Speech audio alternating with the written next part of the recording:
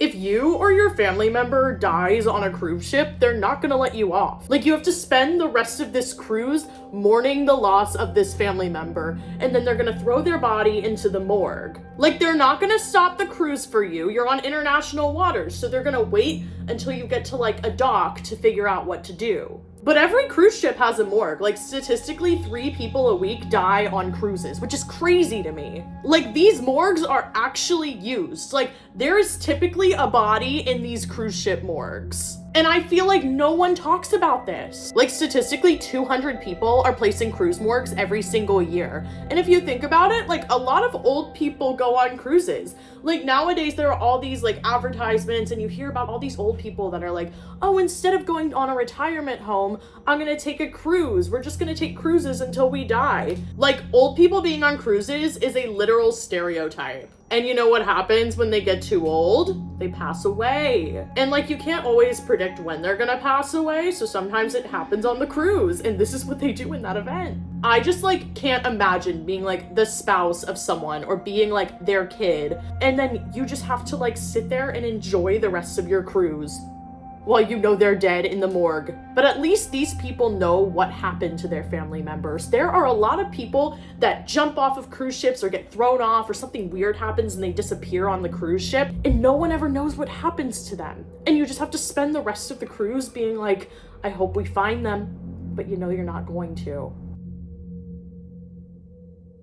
Jumped off! Oh my God! Oh! Oh, bye-bye! Oh, that's it! Hey, grab the buoy! Hey, the buoy! Yo, this kid's gone, bro! So Cameron Robbins, which is the guy in the video you just saw, was an 18-year-old high school graduate who was spending his like graduation trip on a cruise to the Bahamas, and on a dare he decided he was gonna jump off of the ship. He was taking this cruise with a bunch of his friends. The Coast Guard spent several days looking for him and eventually suspended their efforts. Right when he went overboard, the crew did what they were supposed to do. They executed the man overboard protocol and tried to like do all the safety procedures in order to get him back, but they were unsuccessful. And what is so scary about this to me is that obviously like the entire situation is terrifying. I can't even imagine like being him or even being associated with him when this happened. But in the water, it really, really looks like there's a shark nearby. I hate to say it, but what probably happened is the sharks got to him, and that's why they couldn't find him. Be seen in this video swimming away from the life preserver that was thrown out to him. But why? A shadowy image captured in the waters surrounding the Louisiana baseball star has sparked speculation amongst internet sleuths, suggesting the teen was swimming away from a shark. Based on my research, I believe that the boat had been docked and they were in the Bahamas at this point. So like, why couldn't they find him? And then you might ask yourself like, oh, what exactly happens like when you fall off of a cruise? And I found this video of this man talking about it, and I'm gonna play it for you. What actually happens to you if you jump off of a cruise ship? Yeah, so you guys know I'm former Coast Guard, all right? I was a navigator, and I spent months, if not years, doing search and rescue on the open ocean. You would want to do your very best to get as far away from the boat as possible. Most people are not strong enough swimmers. If you were to jump off of that boat and get too close to the boat when you hit the water, most of the time, more often than not, you're going to be pulled underneath the water, and your body is going to go right through the screws. Yeah, the screws are those big propellers that turn. Some of those ships have got 2 of them, some of them have got 4, but those things create a lot of suction, and they're huge. It's not like a little bitty propeller.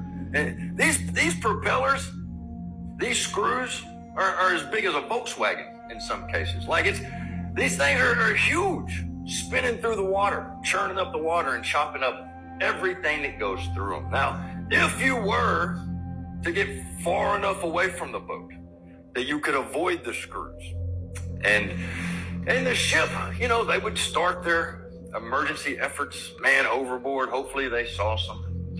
It would take them a mile or more to turn around. Now, moving at 8 knots, you're looking at quite a long time that you're going to be in the water. And that's if You stay in the exact same spot that you fell in and they can easily find you. So the water in the ocean is much, much colder than the human body. The human body is 98.6 degrees, right? So if you're exposed to the water, and say the water's 80 degrees, which it's not, it's much, much colder than that. Think of it like this, like an ice cube.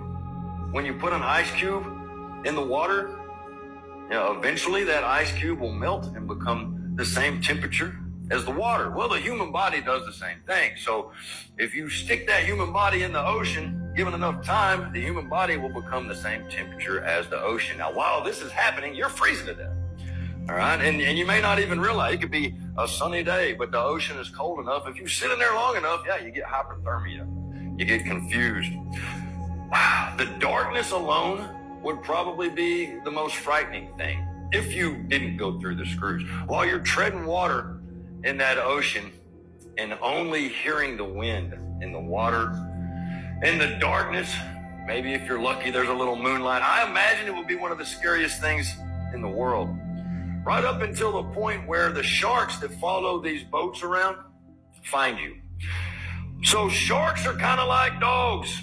And over a millennia, we have trained these dogs. We have trained these sharks to follow boats around because every day they throw trash overboard.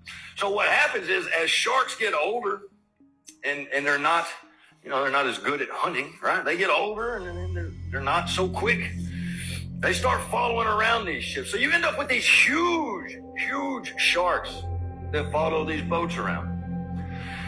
The chances of you jumping off of a cruise ship and surviving are slim to none. Slim to none. I don't recommend it. There's a statistic that I recently saw that says out of the 400 people that have ever fallen off a cruise in the last 30 years, only 28% of them are found, which makes sense based on this video. I hate to say it. But also, none of these instances that we're talking about today are on the cruise, really. I guess, why would you build a ship in a way that people would be able to jump off of it or accidentally fall off of it or just things like that? But play stupid games, win stupid prizes. Why are you jumping off of a cruise ship as a dare? Respectfully. And of course, my heart goes out to these families. This is so awful and so hard, and I can't even imagine. I can't even imagine this happening to anyone I know. Also, if you subscribe to my YouTube channel, DM me and I will send you a picture of my teeth.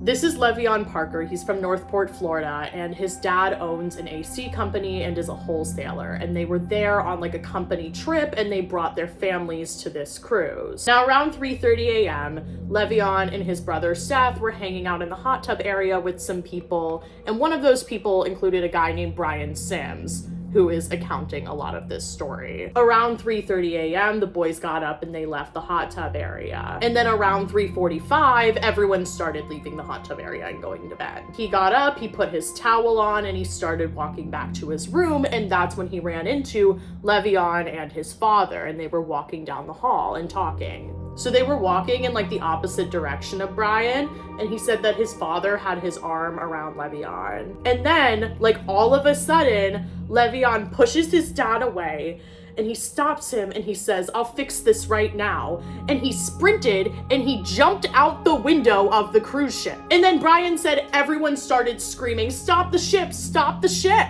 It took the cruise about a mile to stop because, it's a giant boat. But they stopped and they dispersed all these boats to try to go look for him and rescue him, and they couldn't find him. Now, the Royal Caribbean actually didn't comply with these laws that you're supposed to comply with, and they're supposed to have an automatic stop man overboard system that's in place if something like this were to ever happen, and they did not have that in place. This act operates on a motion sensor detector, so if a person falls off, they can keep an eye on the person while the cruise is trying to stop, and then it's easier for them to go get them. When you're on a cruise and it's dark, it's like finding a needle in a haystack if you fall off. The Coast Guard tried looking for him too, but they never found him. I just kept saying, "Take me to my baby. Where is my baby?" I ran over there and I looked over. And it wasn't water down there, it was concrete. I just saw Sam standing next to the wall of windows, screaming and banging on it. He must be distraught. Very, very distraught. I mean, you can barely look at him without him crying. She was his best friend. Now, like, of course, all of these stories are, like, so upsetting and so sad and so horrible.